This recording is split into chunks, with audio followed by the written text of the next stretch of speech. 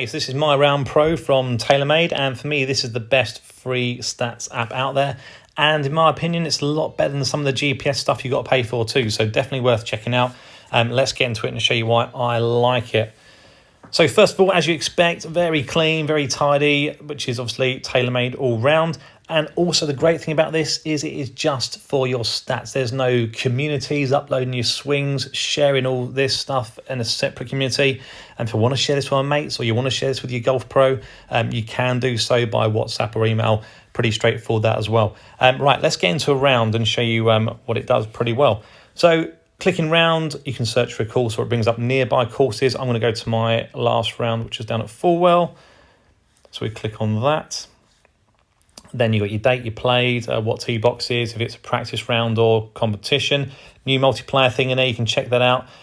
You've got basic stats or advanced stats. Anyone into their shots gained is going to know the basic stats are fairly useless. It just looks a bit pretty, but you can't really tell where you're going well or not so well with the basic stats. Advanced stats with the strokes gained is what we need, and proximity to green and flag on each shot. Now, I could input this as a previous round, as it says down there. I'm going to play it or input it like I'm playing a round now. So my club's already in there. You can view the holes if you want, if you've not seen the golf course, to get an idea of where you're going. But let's just play the round now. Okay, now, so for me, I would enter all my stats in this way after the round of golf. I don't want to be distracted with, what club I'm hitting, what shot I'm hitting, as well as inputting stats too. If you can do that after each hole and you like doing that after each hole, completely fine. But for me, it's another thing that can distract me from actually playing. Okay, so first hole, you click add shot. Don't forget that. I hit 3 wood off the first tee. Then you got to click where you hit the shot from. That was the tee box. So let's mark that shot for me. Now, the only time this does get a bit fiddly, I can zoom in and all that sort of thing, but it does get a bit fiddly if you don't quite mark out exactly where you put the shot. You can undo the shot and re-put it in, so it's not all bad, but the only downside to this is it can be a little bit fiddly.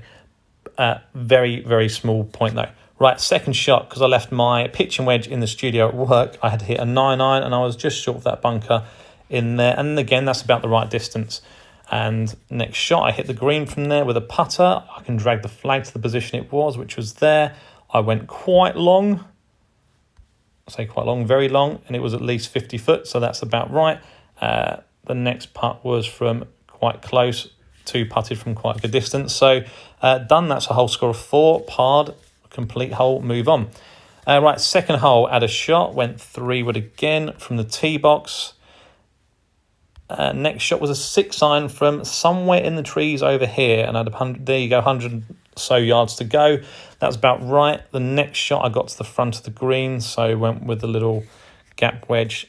Zoom in here, and then that's about right. There we go. So out there for 2. Next shot was from the green. Flag was somewhere there. Wasn't the greatest chip. And again, I was a bit closer than that. Probably a bit closer than that. There we go.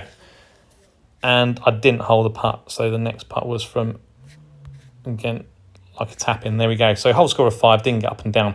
Moving on, complete the hole. Let's, next shot, go driver down here. Pretty open hole, this one from the tee box.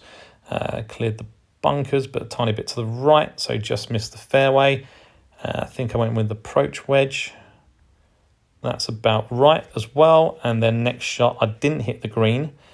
So it was with a sand wedge from the bunker. Next shot, got out onto the green. Pretty good shot. Flag was quite close. It wasn't the best approach shot. Short-sided myself. But the greens were very receptive. So that was quite nice because I got pretty close. Even closer, and then hold the putt. So done, managed to get up and down from the bunker.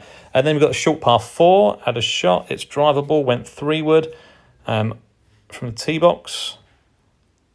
The next shot was with a gap wedge because I found the bunker, caught the top edge of that lip and didn't have much in. Right, next shot was putting. Flag was very close to the front. Hit a pretty good shot out the bunker. Got to the front of the green. It's a bit closer than that. Yep. And hold the putt. So that was a birdie. Right, and it goes on and on. You can complete your round like that. But again, after the round, that would take me, if you can remember your shots, and there's not too much editing and redoing shots, it won't take you too long at all. But let's finish there, complete the hole. I can end that round now. Get your numbers there straight afterwards as well. So some basic stuff like fairways hit 0, greens and reg only half, but let's save that round and it'll upload some stuff, and that's all done. So overall, it's got my strokes gain for the 2 rounds I've played there. So there's a 2 over at Purford and an even par for the first few holes there. Obviously doing quite well the putting. Short game, fairly good, surprisingly for me. Only have a very small sample this. Off the tee, not bad. Approach shots, got some work to do. But let's go into a fuller round, for example, Purford here.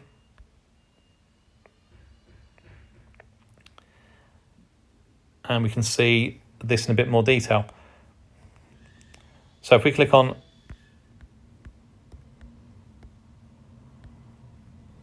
stats, there it is in the middle.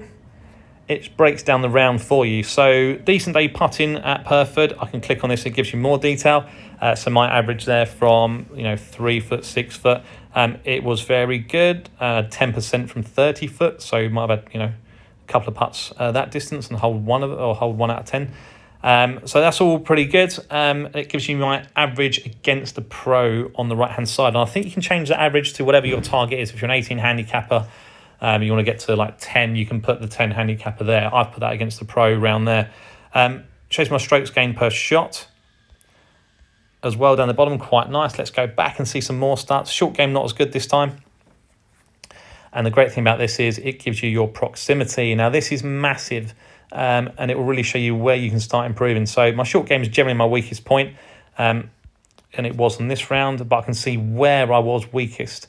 So I can break it down to 25 to 50, 50 to 70, 75 to 100. So really, really useful that. Approach, similar thing. It breaks it down, tells you if you miss short, long, left. Again, for me, this is always a bit misleading. It depends on pin position. So missing short is common because people generally hit the wrong club or hit the club they choose not as well. But it depends on where the pin position is and where you want to miss the hole in that particular shot. So as good as that is, proximity is probably more important. And we can see the tee shots as well. So again, lefts and rights. For me, yeah, okay, it might show you where you missed, but I've missed equally right and left there. I might generally play with the fade. The ones down the left could have been pulled, or I might have been trying to miss to the left, to avoid any trouble. But it gives you hazards there as well. And obviously, you're not always tin off with the driver. There's my 3 woods. There's my drives, and I might have hit a hybrid or so in there too. So that's really, really useful. It does show you your classic or basic stats down here. Fairways hit, for me, a bit irrelevant. Greens and regulation is good, but it's almost directly related to your score anyway. Putts per round is useless, so you don't need that. But again, great for measuring how far your shots go, where you're gaining shots with each club even. So yeah, doing well with the driver. 3 wood losing shots. Long irons, I'm losing shots against the pro as expected. And then, holding my own with the shorter clubs. So there's loads here. Again, for me, the best thing is the proximity. The actual strokes gained is great. And it's one of the easier ways of inputting your scores and data quite simply after a round. That gives you more than you need to know. Any more details than that, and you're going to be a tour pro. If you're looking at this and you are a tour pro, you get this done for you anyway. So for most golfers out there at any level, and it's not just important for people off scratch or trying to make it as a player, this will help you achieve your target of whatever handicap you're going for, just by knowing where to train and not just thinking you've got to spend all your time putting. So very good app. Any questions on it, leave some notes. Let us know what you think as well. And I'll keep reviewing some more apps, particularly around the stats as well, very shortly. So thanks for watching. See you guys soon.